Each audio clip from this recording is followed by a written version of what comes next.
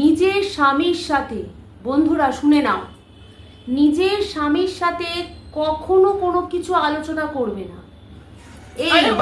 এই মানুষটাকে কখনো নিজের বন্ধু ভাববে না।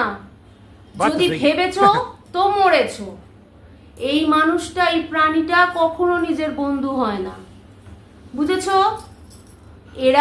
এদেরকে তুমি যদি কিছু বলেছো, নিজের মনের কথা, নিজের বাপের বাড়ির কথা, নিজের বন্ধুর কথা, নিজের পার্সোনাল লাইফের কথা, এরা ঠিক দুদিন পর ঝগড়া হলেই প্রত্যেকটা কথা তুলে তুলে তুলে তুলে খোঁটা মারবে। প্রত্যেকটা কথা তুলে তুলে খোঁটা মারবে।